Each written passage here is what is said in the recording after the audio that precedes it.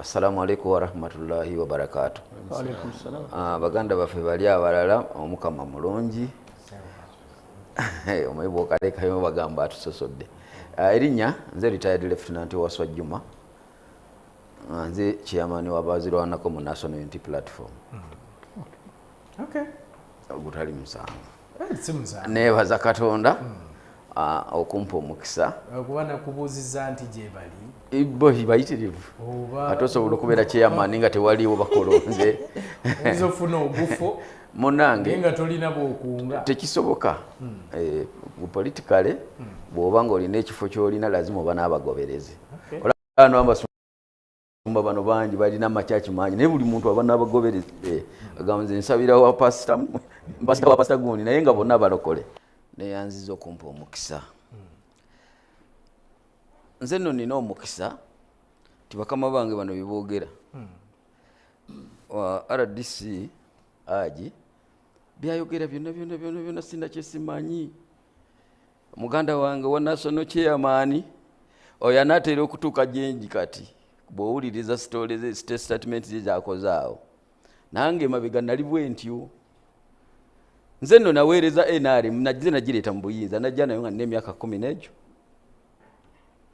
Nayingira amagye 84 ne tuyingira no 86 nga nina 10 n'egyo. Kakati sina kisimanyi ku biboogera byonna. Kino ekyekyankwanzi si kipya. Si lwe lusoose President Museveni okuwa ababaka nga bali kyankwanzi sente lwakuba nti luli tezaali nnyingi nnyo nga zino. Okiwulira? Bwe tuba tutunuulira ensi yaffe nze kinnuma nnyo kubanga nagirwanirira. Njagala tubeere nga tuli ku mazima. We twali tujja mu buyinza wano twalina 10-point program. Ebintu ebyo twabivako ne zifuka 16. Kati ffe ababimanyi eby'omunda tuwulira nga tukaaba nga n'amaziga gatuyunguka. Tubuuza bino bye byatulwanya oba abantu bali for God and my stomach. Abantu lwaki tebeebuuza Wasswa Juma omulwanyi ono lwaki kati yeyanjula ng'owanuupu awali omuka tewakola ki? Bangi nnyo abatalina mukisa nze gwe nina kusobola kujja wano ku Star TV ne nambulula ensonga abamu babikkabikka. Kati mukama wange ono ye simunenya kuba kati ye mubaka wa president. President kye yakoze kyateekwa okuwagira oba abayingiza mu mayanja ne bagwerayo yateekwa okugamba bugambi fusebo president yalagidde tuyingire mu mayanja. Okitegedde mukama wange? Nze bino ebintu byenjogera si byogera nti olw'okuba saagala gavumenti. Njogera nga omuntu azadde omwana we n'alaba ng'akoze ekikyamu n'amugana naye mwana we galamira wansi nkukubemu embooko 2. Ekyo tokiddangamu. Nsobi ki gye baakoze? Okiwulidde? Ogenda ekyankwanzi nze mu kibiina kya NRM mu kibiina kya NRM nali ku national level. Nze nali chairman national vice chairman wa Kampala region Veterans League nga nze myuka Meja General Muhoozi mu Kampala wano. Tulina ebizibu nga bannayuganda bitwetaaga okukwatako nga tetunuulidde busente ffe twalwana okuva egyo emyaka gye nkubuulidde okuva mu nsiko nga tetufuna wadde olw'ettaano. Ne tujja wano ne tutandika okufuna ku busente 87 mu Desemba. Emyaka egyo gyonna twagikolera bwerere nga tukola ki? Tuzimba kintu ngera batugamba musijali kila kitu mutafanya nini? Mutapata. Naye era kyova olaba waliwo ekintu ekyogerwa nti abantu abo baatukuba siyaasa. Siyaasa kigambo kiwanvu kya Luswayiri. Abana ababaka ba parliament miliyoni 10 zabadde tezibaweebwa lwa nsonga. Si kugamba nti mbawala nantu olukuba bazibawadde kubanga ne bwe batazibawadde era balina bwe bagenda zifunira wano. Ng'ate zirina mu bitabo. Mu mateeka nga buno obusiimo bwe baawa abakama baffe ba commissioners wabuulira. Nga talina mayona myaka 2 ne bamuwa akasiimo ka billions zimeka. Okitegedde kati kufa ng'abalwanyi kituluma. Baganda baffe abalwanirira eggwanga lino bali eyo babonaabona ne bwasaba awo Museveni pension omukulu ageze n'agamba omukulu n'angambye RDC mbono mulwanye bafuna pension. Omusajja ava eri ewaffe Nakaseke najja ku district Luweero oba eri Butalangu ng'agenza okunona emitwalo 4 pension omwezi naye ng'akozesako boda yagumu kitundu. Okitegedde waliwo ensonga eziruma eggwanga so si zino z'ababaka ba palamenti kuba wasimanyi mbu abayozaako enfuufu abamu bayozaako enfuufu batambulira mu mpenkoni tewazirabyeyo za bukadde na bukadde oyinza okusasira omubaka wa palamenti agenda okuyoola ssente nga mu gwokutaano noga nti omuyozaako enfuufu kati ng'olwedde yayiseemu dda balidduukiridde baagwa at least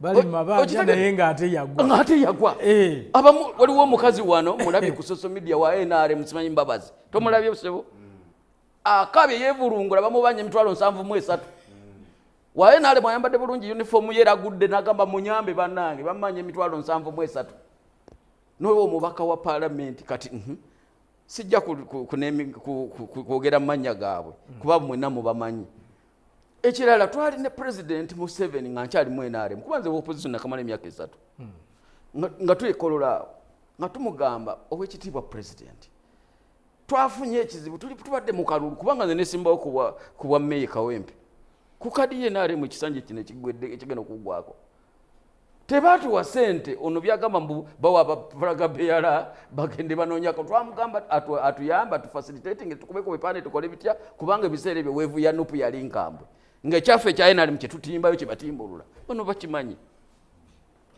okiwulidde ssente bawa beesimbye ku bubaka oba nabo baabawa oba simanyi kakati nze njogera kikwata nti ku level gye nali ku kusaawa eyo naye ne tulabako ku bbaluwa emu nga General Sale agiwandikira Secretary General by then yali Lumumba bamuwe $75,000 ne mukasa ono wa Lubaga South Alozias ebbaluwa ntugiraba nga eze wa Secretary General babawe $7,000 babawulayo wiiki 2 naye nga ffe tuli mu kalulu teryatuwa wadde olw'ettaano no byagamba mu bakuŋŋaanye ssente sebo nze mbadde mu NRM emyaka 2 mu ekyo so wanupu bamuwa akasente baabawa n'ebbaluwa tuzirina kuno ku mikutu kamalirizo RDC wayogedde nga sikuddamu ojja kwogera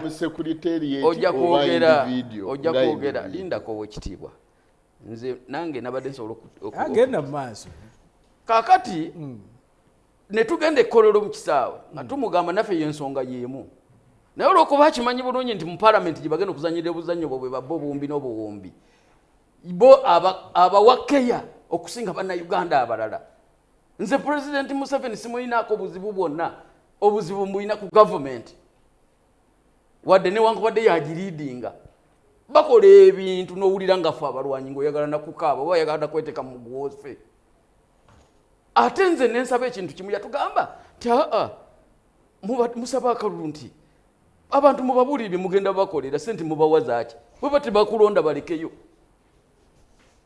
naye n'ofuluma statement nti mbooza akafuufu nga already bamaze edda n'okuwangula abala bagendedde mu mmotoka zaabwe baganye n'ozigenda abamu baganye n'okusula mu ddeeka z'ebisulo nze mubaka wa palamenti nsula ntya ku ddeeka n'avaayo ng'avuga mpenkoni abamu badde bavuga buvuzi ku makya ne bagenda abo boowa $1,10,000 toboozaako nfuufu so kino kiraga ki kino kiraga nguzi yennyini kubanga buli kintu ekiyita mu palamenti olaba President Museveni akwata ssente n'abawa wano ku tteeka erya nguzi ng'ate ssente za kibiina era zibanga nguzi kubanga yaziwadde ku nsonga ki azijjawa unawulabye wano minisita ate owulidde za kibiina wulirira nawulidde wano minisita omanyi abantu bonna tebamanyi kaaba ono RDC naye tamanyi ojja kunsonyiwa Haji so tubuulire Misa Kabanda minisita wa Kampala yagambye mbu yazijje mu faamu Kisozi yatunze ente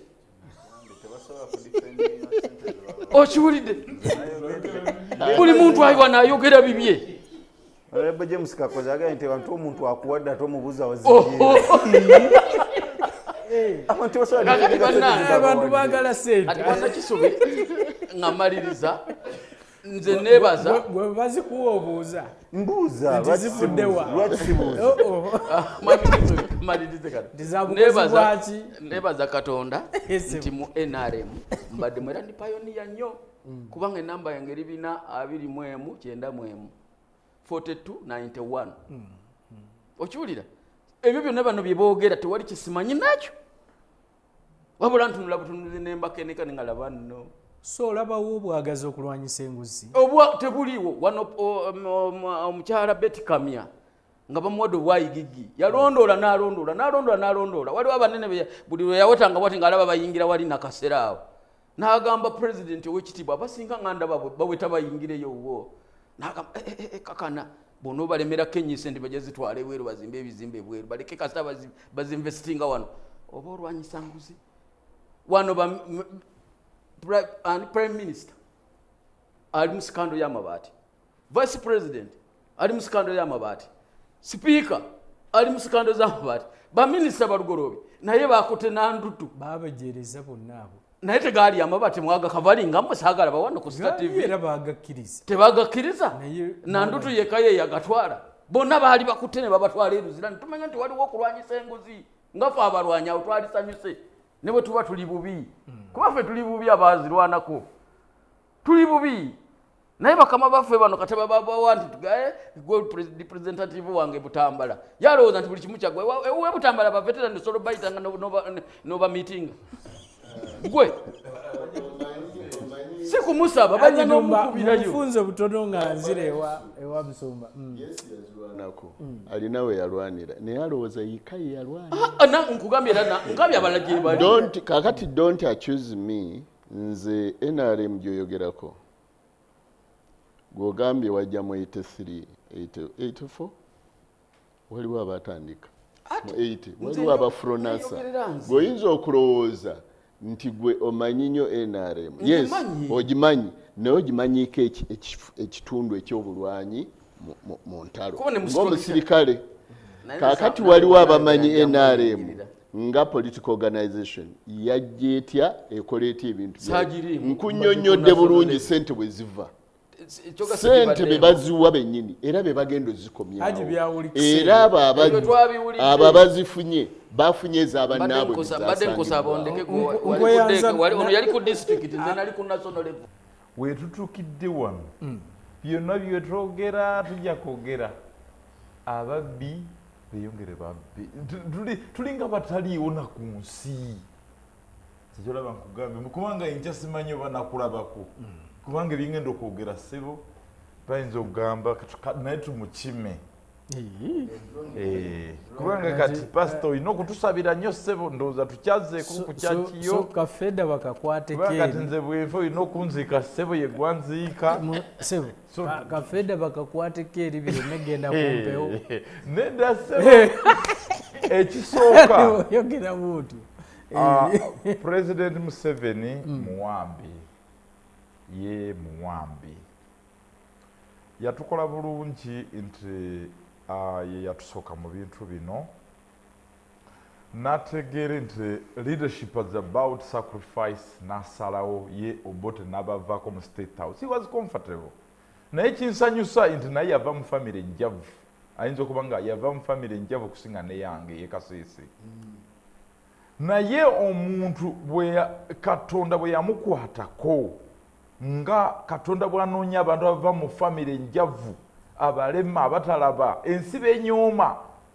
Katonda namuwa omukisa ndi mutabani wa Kaguta vaayo yingira mu State House obujagujagu bwe yali alina ekisa kya Katonda ne kimuba nga kyekimuliko Obote teyamutta n'agamba omwana mumulete mu State House research office akyogera takweka musajja watu n'akulira eyo yafukako ne vice president of this country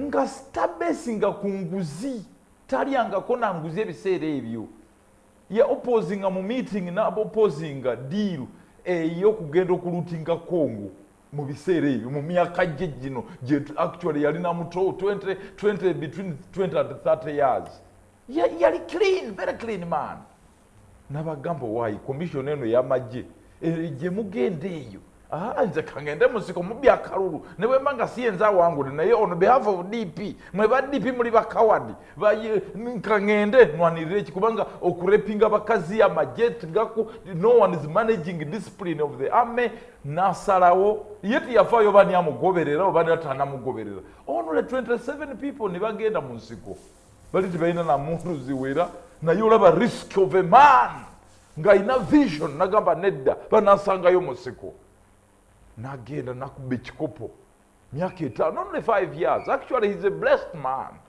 Katonda yamuliko. Ekikopo nze kyemanye kijja kwensi ezaliko government kati nga Idi Amin, Field Marshal, from general to Field Marshal. Kambulo twalawa. Tegezako omuntu ono temumutegeera. Kyankwanza okumutegeera tegeera twawabawa ng'ensisi Museveni yeka. Kubanga naye muwambe. Actually ye muwambe asinga ne baruzira. Museveni ayina ebizibu ne bwe twetolola wano tonaba kusasula rent. Ebizibu byaffe bitonotono okusinga bya Museveni. Muwambe ne byakola ebyo ali mugabanga nkole ki gino emiyayo kubanga naye akaba discipline. Muwambe wabano abamweto politically, economically, spiritually buli kamu yetaga kusabira gwe pastor in the name of Jesus. Tutandika okusabira president ave mu njegere. Kubanga omuntu gwenjogera kwemwe tumutegeera. Omuntu ntute emyaka 3 studying President Museveni nga subject ya SARS ne SST.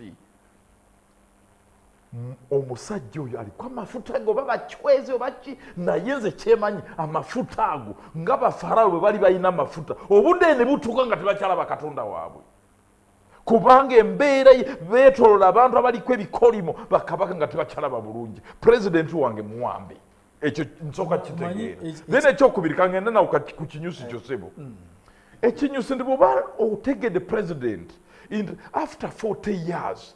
Ebintu ebyamuleeta 10-15 years yali ku kituufu yali agala kuzimba ensi ng'eri ku filosofe yamusomesa we Mwalimu Julius Kambarage Nyerere. Naye ate abasajja ba West ne bajja ne bamuwamba be basooka omuwamba sebe. Ne bamugamba sebe ebintu by'olowooza ebyo tugenda bikola mu Uganda. Sebo Uganda is our colony abe ba British. Aba America ne baga waye kati oyino ne bamutwalako ne mu America. Bwe bamutwala mu America President Reagan yamuga what do you have? Speech ya president jijukira bulungi. We have oil. We have ye musajja ali ategeera ne baga kati va ku Bungereza olaba nafe yefa bera nafe aba America. Myaka nijitwale myaka 15 nagenza okuzukuka ndi kusaidi ndoza abano tebajja kunyamba tebayamba abantu bange vision yange ya 1980 1970 yali katungendere mu China ne Russia.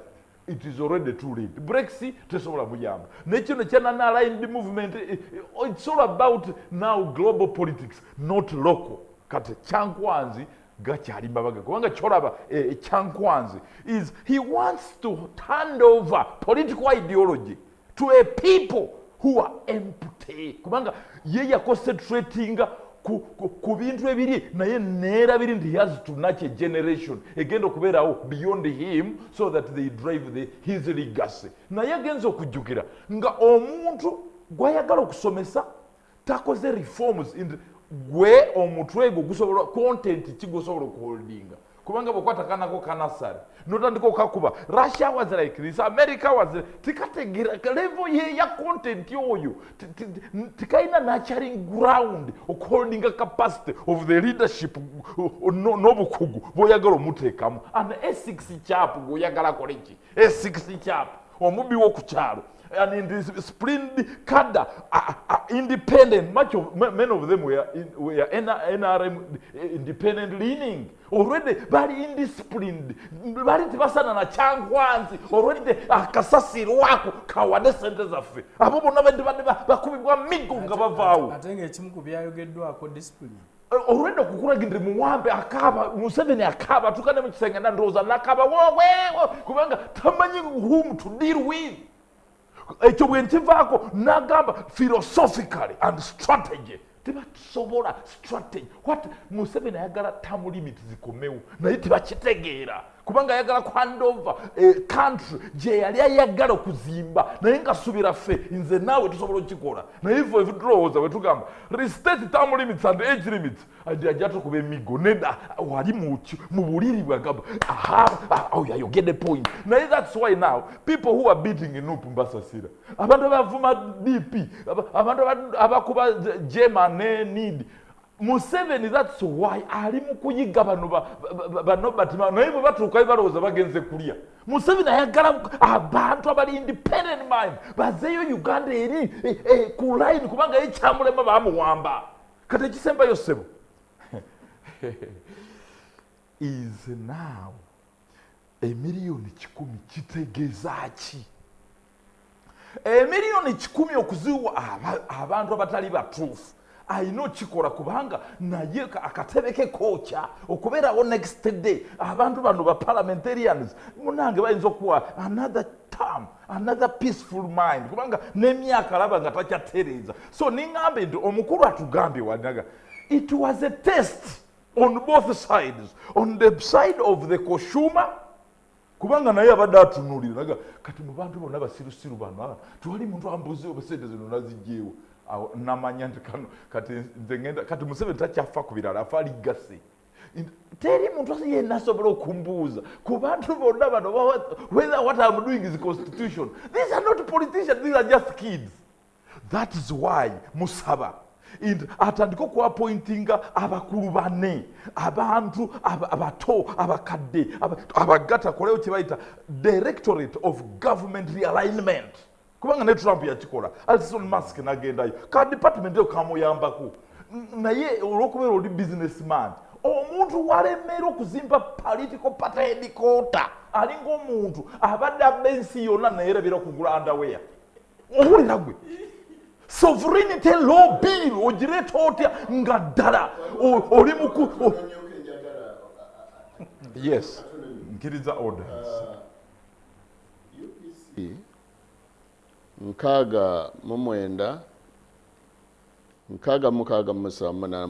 yalina ekitebe yalemererwa etya okumalako even a single term of political office ngate yalina ekitebe kankudemu bwendi abo bonna beto kyoyagala ogamba ekitebe si kikulu. Ekitebe si kyekikulu pati ebeera mu muntu kamudemu bwendi ndugwara ngaera bwe nkugamba yes ekyasooka wano si kyaki ekyasooka wano kyaki mitima gy'abantu kyakizaazimbwa luvannyuma kankudemu bwendi all what we have are the legacies abantu abatusooka bwe tuvumirira be bazimba kwe tuyimiridde. Omusajja yazimba nagula nebizimbe ebweru gundi embassy zonna bwe twajjako ne tubitunda kubanga we thought it would be expensive. Ne airlines zino lwaki twazejjako twalowooza bino biri expensive naye mukulu kizibu twakirealize nze ne Museveni akyogera buli lunaku bana ebino bya privatization bantomeza government ebeera terina assets zaayo. So akazimbe kamwako okola baako waliwo enkolagana eya famire ya Obote ne Museveni kubanga Obote yali azimbye ddala nga ddala Museveni alina entandikwa gyatandikirako. So ng'omuntu ategeera toli yali master w'omusomesa we ne Nyerere yalaba nga ddala famire ndowooza yeetagayo okukantu naye byonna mu nsi yonna embasi zonna Obote ne Museveni baateekawo ffe twatunda bitunde kati tutandise okuzukuka kyogamba abasajja baali balina amagezi. Ekisembayo ssebo ku kino kyankwanzi BOBIWINE nabo abagala okujjako Museveni what do you learn nti mu bukulembeze togulanga omulonzi n'omugoberezi wo agenda okujja mu bwa parliament and every time omuwasente oba omuguze abatagenda ku investinga abatagenda kubeera owner of the vision kiringa kati sawa zino ali eri mu America.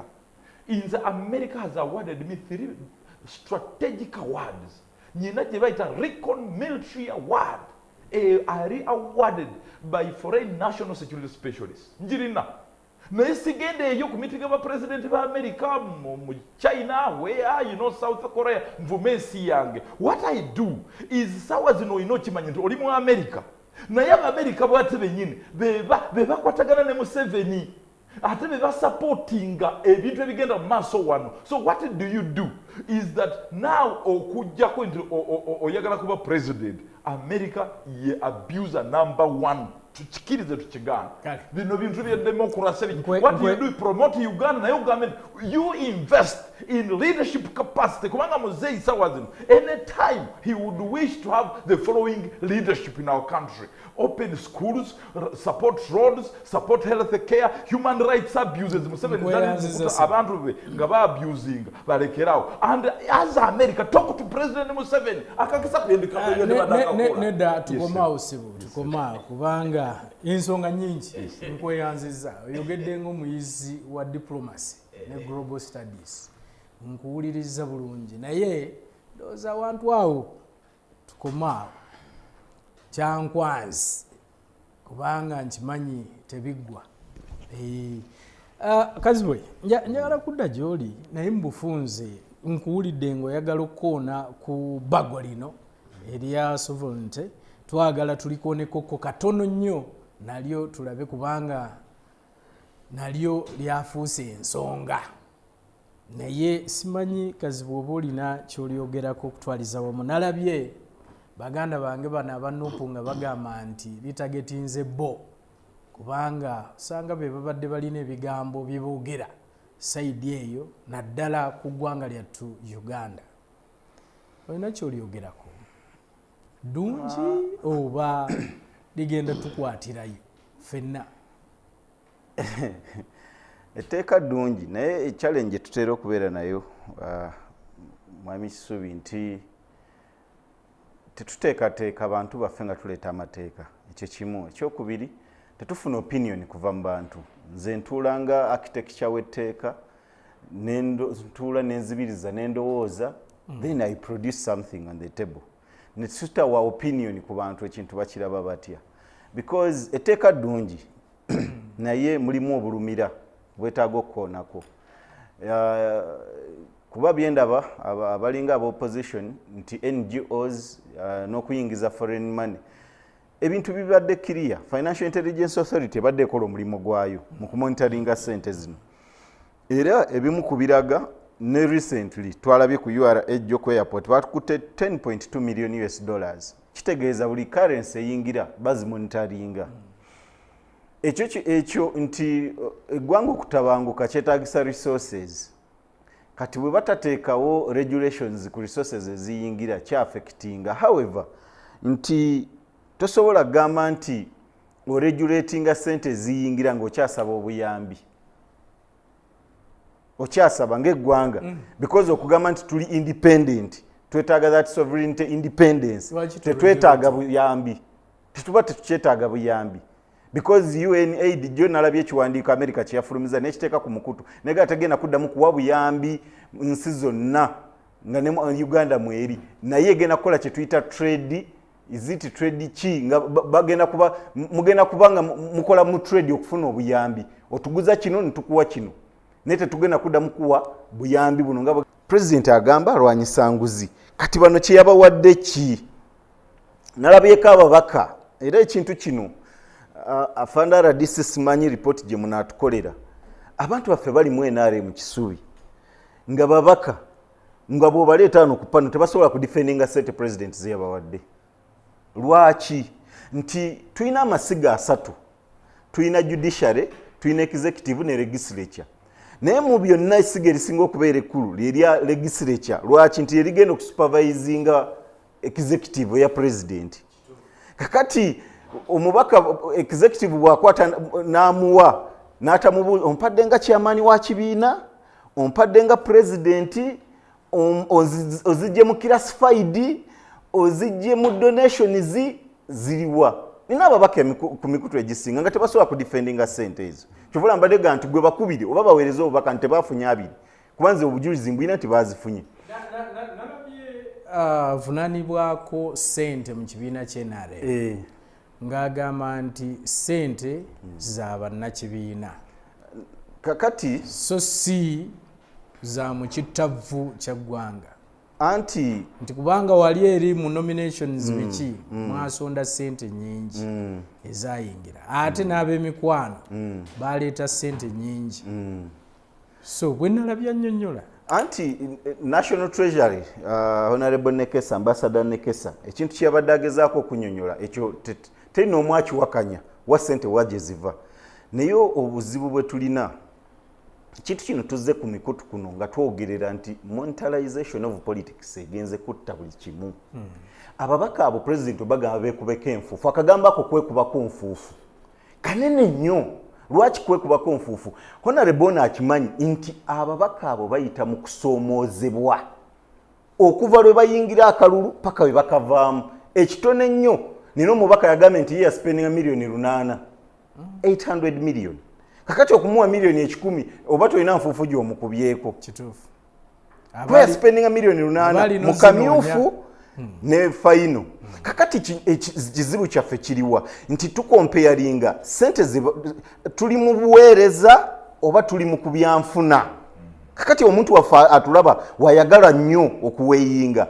Are we going to serve or are we going to kukamante? Kakati awe wali ekibuuzo because kankuweka ekyokulabirako. Kisubi tulina ICU emulago yeetagisa 10 billion. Ababako bawadde 40 billion.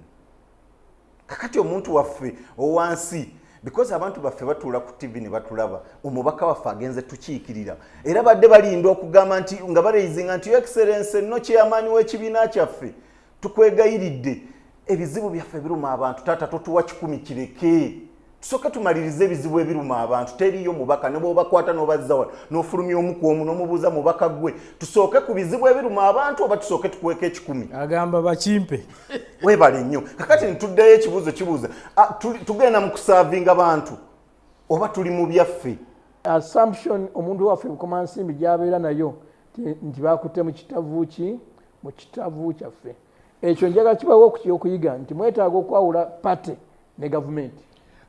Katono nnyo njagalamu president kyeyakoze yakikoze nga chairperson wapate 1 2 bakisalawo nga seeke tugenda bawaayo tubabulire n'omutemwa 3 ne sente endala zikyaliyo ezirinda by elections kale Haji Juma zirinda by elections njagala kudda gy'oli